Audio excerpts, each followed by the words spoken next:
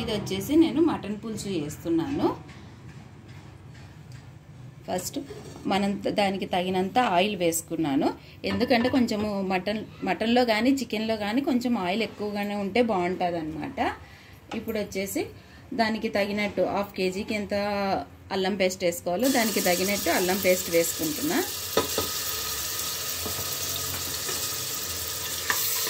అల్లం పేస్ట్ పచ్చివాసన పోయేంత వరకు వేయించుకోవాలి.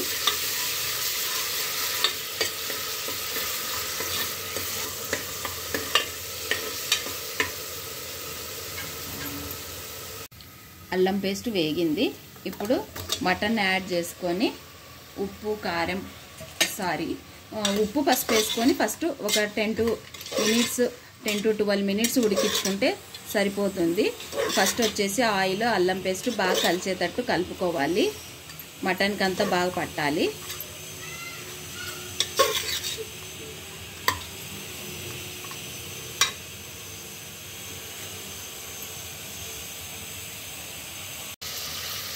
ఇప్పుడు వచ్చేసి పసుపు యాడ్ చేస్తున్నా. పసుపు ఉప్పు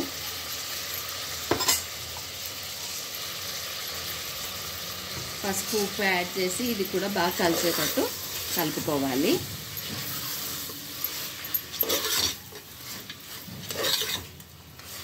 ఈ పసుపు ఉప్పు యాడ్ చేసుకున్నాక 10 to 12 minutes బాగా ఉడికించుకోవాలి.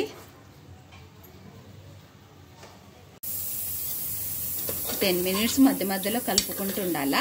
ఇప్పుడు నేను కారపొడిని యాడ్ చేసుకుంటున్నాను. కొంచెం మటన్ పులుసుకి అయితే కొంచెం కారం ఎక్కువగా ఉంటే బాగుంటుంది అన్నమాట.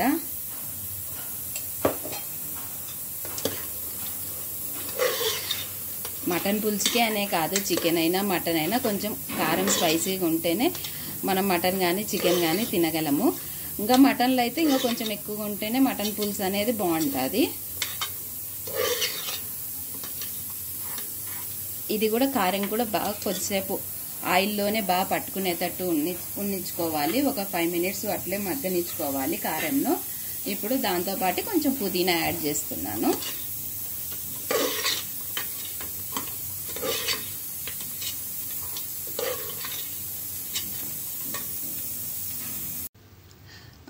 కారపొడి వేసినాక ఒక 5 minutes బాగా మగ్గనిచ్చుకున్నా. కారము అంతా పట్టాలి కాబట్టి ఇప్పుడు వచ్చేసి మనకు వాటర్ ఎంత కావాలో అంత యాడ్ చేసుకుంటే సరిపోతుంది.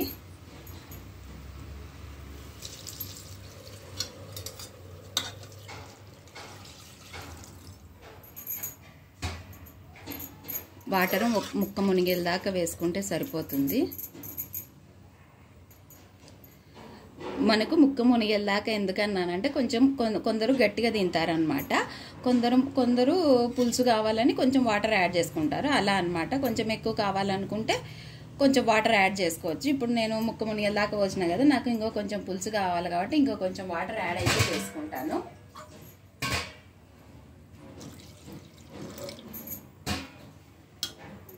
నాకు ఈవెన్ వాటర్ అయితే సరిపోతుంది. అందుకు నేను ఈవెన్ వాటర్ అయితే యాడ్ చేసుకున్నాను.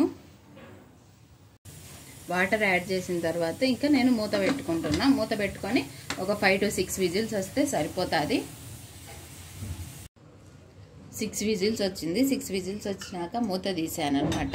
ఇప్పుడు మళ్ళీ ఆన్లో పెట్టుకున్నా, సిమ్లో పెట్టుకున్నాను. ఆన్లో పెట్టుకొని ఇప్పుడు మిగతా యాడ్ చేయాల్సినవి యాడ్ చేసుకుంటున్నాను. ఇప్పుడు వచ్చేసి కొబ్బరి పొడి యాడ్ చేసుకుంటున్నా. కొంచెం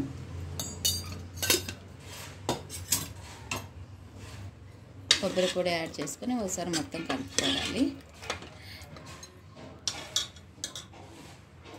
కలుపుకునే తర్వాత కొంచెం ధనియాల పొడి యాడ్ చేసుకొని ఒక 2-3 minutes ఉడికించుకొని ఇంకా ఆఫ్ చేసుకోవడమే. ఈ ధనియాల పౌడర్లోనే నేను అన్నీ యాడ్ చేసి మిక్సీ పట్టుకునే చెక్క లవంగాలు అన్నిటినీ ఎక్కువ వేసుకొని ధనియాలు మూడింటిని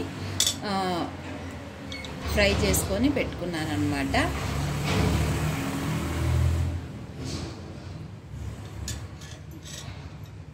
ఇప్పుడు ఇంకా కొంచెం కొత్తిమీర,